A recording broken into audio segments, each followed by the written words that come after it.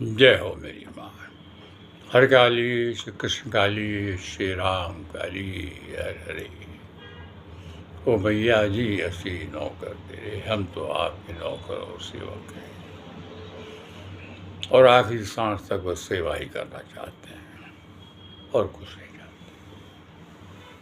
सेवा ही सेवा।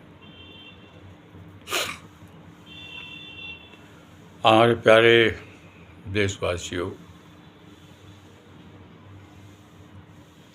हम आपको एक बहुत ही महत्वपूर्ण बात बताने जा रहे हैं।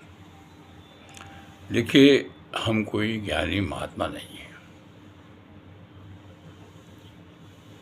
और न कोई तांत्रिक बाबा है। हाँ, ये अवश्य है कि हमारे पिताजी ने हमको 6 साल की अवस्था में ही महाकाली के पूजन की विधि बताई थी, क्योंकि हमारे पिताजी जो थे वो महाकाली के बहुत बड़े भक्त थे। बाबा भी भक्त थे, परबाबा भी भक्त थे। तो ये परंपरा चली आए, इसलिए उन्होंने 6 वर्ष की अवस्था में ही मुझे अपना शिष्य बना दिया था और मुझे महाकाली के पूजन की विधि बताई थी, जो मैं आज भी करते चले आ रहा हूँ। मेरे पिताजी महाकाली के भक्त थे, बाबा भक्त थे, परबाबा भक्त थे, मगर मैं महाकाली का भक्त नहीं हूँ।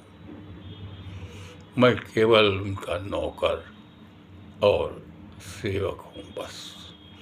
इसके अलावा हम कुछ भी नहीं, बस हम उनके नौकर और सेवक हैं। ये बात बिल्कुल सत्य है कि जो लोग भी काली जी की, महाकाली जी की या देवी जी की 10 महाविद्याओं में किसी भी देवी की आराधना करते हैं, पूजा करते हैं, तो पहली बात, जो भी पूजा करें वो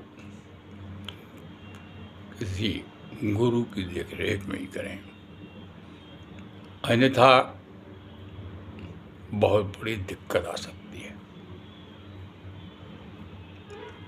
पूजा पाठ के कुछ नियम होते हैं। महाकाली अनादि शक्ति की पूजा का यदि आपने संकल्प लिया है और उसे गुरु की देखरेख में कर रहे हैं, तो भी आप ये जान लीजिए कि महाकाली का जो मुख्य कार्य है वो है दुष्टों का संहार करना। अब वो दुष्टों का संहार करने जा रही हैं, तो जब उनके हाथों किसी दुष्ट का संहार होगा तो उस दुष्ट का भी कल्याण हो जाएगा। देखिए, अब क्या है कि वो तो जा रही हैं दुष्टों का संहार करने और आप उन्हें याद कर रहे हैं। मन तो मानेगा नहीं, कुछ तो बोल ही पड़ेंगे, हर काली श्री कृष्ण काली श्री राम काली हर हरि। अब बोल दिया तो ठीक है, तुम मेरे नौकर हो, सेवक हो, वो सही है, लेकिन तुमने मेरे ये काम में व्यवधान डाल दिया तो थोड़ा कष्ट तो झेलना ही पड़ेगा। तो वो कष्ट आपको देंगे, निर्व्यास में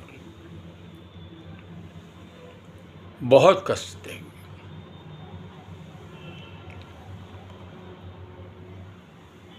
और कष्ट देंगी, बहुत पीड़ा होगी आपको। लेकिन एक बात आप समझ लीजिए, अगर आपने संकल्प लिया है और ठान लिया है कि हम तो चाहे जितने हमको कष्ट मिले, हम उनकी नौकरी कर दें, सेवक हैं तो सेवक ही रहेंगे, चाहे जो। तो जितने भी कष्ट वो आपको देंगी, उन सारे कष्टों का आप स्वागत करिए। कष्ट देने के पीछे भी एक रहस्य है। कष्ट देने के पीछे जो रहस्य है, उसका मतलब है कि वो कष्ट देकर तुम्हें और मजबूत, स्ट्रांग बना रही है। ये आप समझ, तब तो उनकी आराधना पूजा करिए। और दूसरी बात, काफी लंबे समय तक कोई दिन निश्चित कर लीजिए। अब ड्यूटी में है तो बात अलग है, नहीं तो कोई भी दिन निश्चित करिए और जो भी निकट में आपके श्मशान शमशान है, वहाँ पर आप जाएं। और जैसे लखनऊ में भैंसा कुंड में शमशान है, तो वहाँ पर हम कभी कभी जाते हैं। रात्रि 12 बजे से 2 बजे तक हम वहाँ जहाँ पर शव रख के जाते हैं, वहीं पे महाकाली जी की एक विशाल मूर्ति है और वहीं बगल में एक बहुत बड़ा शिवलिंग भी है। वहाँ पर हम उनकी पूजा अर्चना करते हैं 12 बजे से 2। और उसी बीच में हम जलती हुई चिता की भी पूजा अर्चना करते हैं, क्योंकि चिता एक देवी है। श्री दुर्गा स्तोत्र शतनाम स्तोत्रम में, दुर्गा सप्तशती में ही, मार्कंडेय पुराण में भी भगवान शंकर जी ने पार्वती जी को जो दुर्गा जी के 108 नाम बताए थे, उसमें एक नाम चिता देवी का भी है। तो उनकी पूजा उसी समय किया। दूसरी एक बात और हम आप सबको बता देना चाहते हैं। बहुत से लोग हमसे ये सवाल करते हैं कि आपने अपने हाथों में बहुत सारी ये सब रत्न पहने हुए हैं, ये सब मालाएं भी आपने धारण की हुई हैं, ये सब क्या है? क्या ये दिखावा है? नहीं, ये दिखावा नहीं। ये बहुत बड़ा राज है जिसे हम आपको नहीं बता सकते। लेकिन हाँ, एक बात हम आप सबसे जरूर बताएं कि जो कुछ भी रत्न आप धारण करते हैं, अब भाई दुनिया में हर इंसान को रोजी रोटी का साधन ईश्वर ने दिया है।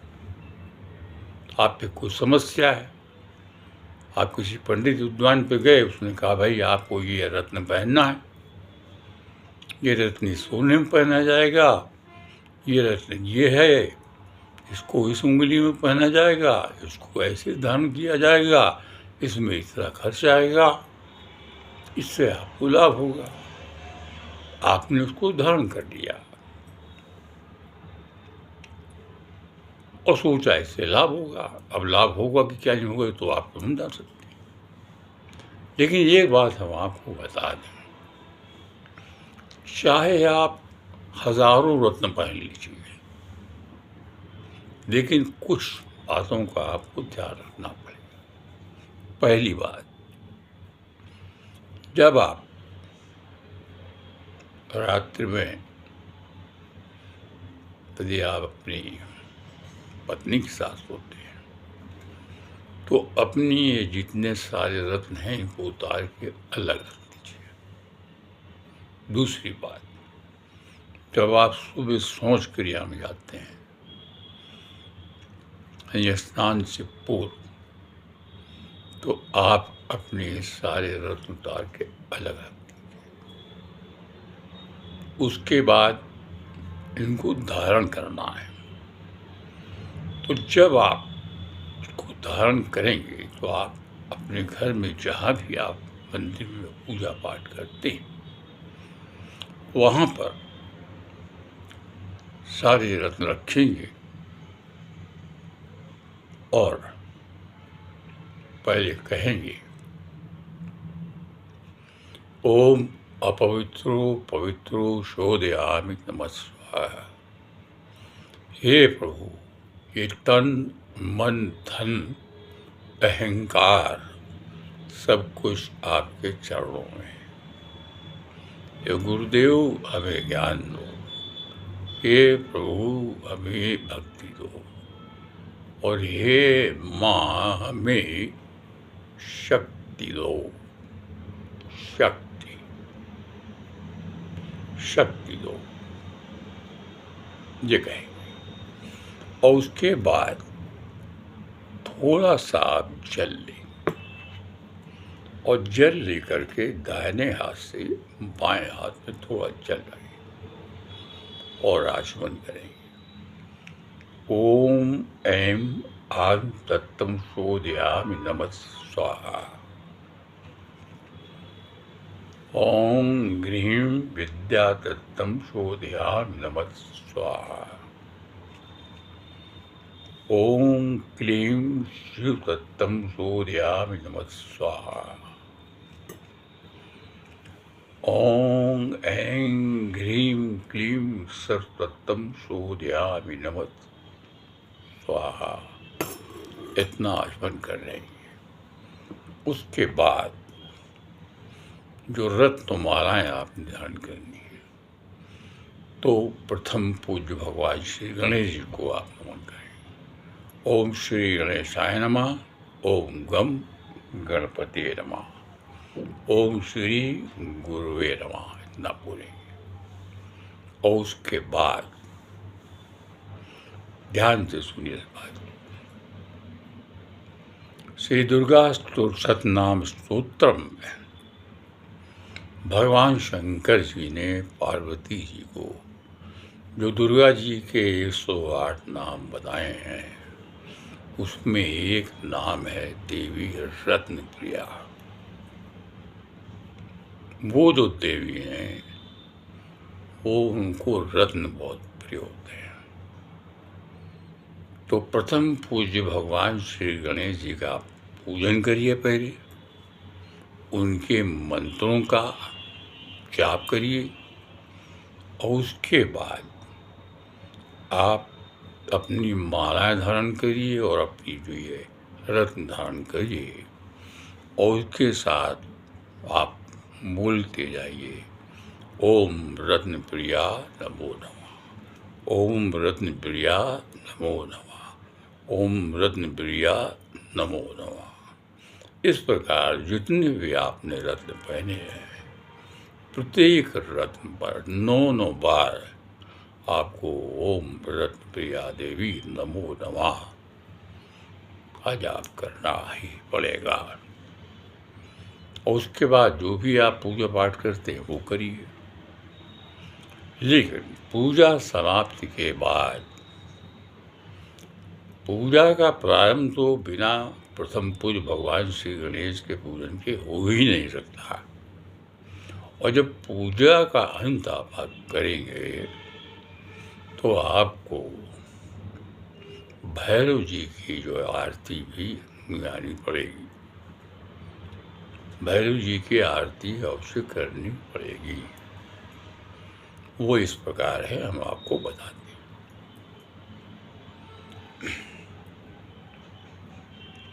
सुनो जी भैरव लाडले, कर जोड़ कर विनती करूं, कृपा तुम्हारी चाहिए, बस ध्यान तुम्हारा इधर। मैं चरण छूता आपके, अर्जी मेरी सुन लीजिए। मैं हूँ मती का मन, मेरी कुछ मदद तो कीजिए। महिमा तुम्हारी बहुत कुछ, थोड़ी सी मैं वर्णन करूं, कृपा तुम्हारी चाहिए, बस ध्यान तुम्हारा ही। करते सवारी स्वान की, चारों दिशा में राज है। जितने भूत और प्रेत हैं, सब आपके सम्राट हैं। हथियार हैं जो आपके, उनका क्या वर्णन करूं। कृपा तुम्हारी चाहिए, बस ध्यान तुम्हारा ही। माता जी के सामने तुम नृत्य भी करते सदा। माता जी के सामने तुम नृत्य भी करते सदा। गा गा के गुण अनुराग से उनको रिझाते हो सदा। एक सांकली है आपकी तारीफ, उसकी क्या करूं। कृपा तुम्हारी चाहिए, बस ध्यान तुम्हारा ही। बहुत सी महिमा तुम्हारी, बहुत सी महिमा तुम्हारी, मेहंदी पर सरनाम है। आते जगत के यात्री बजरंग का स्थान है। श्री प्रेतराज सरकार के मैं शीश चरणों में धरूं। कृपा तुम्हारी चाहिए, बस ध्यान तुम्हारा ही। निर्दिन तुम्हारे खेल से, निर्दिन तुम्हारे खेल से माता जी खुश रहें। सिर पर तुम्हारे हाथ रख कर आशीर्वाद देती रहें। कर जोड़ कर विनती करूं, और उसी शरणों में धरूं। कृपा तुम्हारी चाहिए, बस ध्यान तुम्हारा। सुनो जी भैरव लाडले, कर जोड़ कर विनती करूं। कृपा तुम्हारी चाहिए, बस ध्यान तुम्हारा। मैं चरण छूता आपके, अर्जी मेरी सुन लीजिए। मैं हूँ मति का मंद, मेरी कुछ मदद तो कीजिए। महिमा तुम्हारी बहुत कुछ, थोड़ी सी मैं वर्णन करूं। कृपा तुम्हारी चाहिए, बस ध्यान तुम्हारा ही। भैरवनाथ जी का नाम ले। अब आप वैष्णो देवी की पूजा में जाते हैं दर्शन करने, जब तक आप भैरव जी के दर्शन नहीं करेंगे तब तक वो यात्रा पूर्ण ही मानी जाएगी। उसी प्रकार से जो आप पूजा प्रारंभ करते हैं, प्रथम पूज्य भगवान श्री गणेश जी की वंदना, अंत में भैरव जी की पूजा नहीं करेंगे तब तक पूजा समाप्त नहीं जाएगी। और उसके बाद क्षमा जरूर मांगिए। क्षमा जो है जरूर मांगिए। उसके बारे में भी थोड़ा हम आपको बताइए। परमेश्वरी, मेरे द्वारा रात दिन सहस्त्रों अपराध होते रहते हैं। ये मेरा दास है, यूँ समझकर मेरे उन अपराधों को तुम कृपा पूर्वक क्षमा करो। देवी सुरेश्वरी, जगन्नाथ माता कामेश्वरी, मैं मंत्र नहीं जानता, आवाहन नहीं जानता, विसर्जन नहीं जानता, तथा पूजा करने का ढंग भी नहीं आता। क्षमा देवी सुरेश्वरी, जगन्नाथ माता, मैंने जो मंत्रहीन, क्रियाहीन और भक्तिहीन पूजन किया है, वो सब तुम्हारी कृपा से पूर्ण हो। सैकड़ों अपराध करने के बाद भी जो तुम्हारी शरण में जाग जगदम्ब कहकर पुकारता है, उसे वो गति प्राप्त होती है जो ब्रह्मादि देवताओं को भी सुलभ नहीं है। जगदम्बिके, मैं अपराधी हूँ, जगदम्बिके मैं पापी हूँ, दया का पात्र हूँ, आपकी शरण में आया हूँ। आप जैसा चाहिए वैसा करिए, आप जैसा चाहिए वैसा करिए। देवी सुरेश्वरी, अज्ञान से, भूल से अथवा बुद्धि भ्रांत होने के कारण मैंने जो न्यूनता या अधिकता कर दी हो, वो सब क्षमा करिए, वो प्रसन्न हो।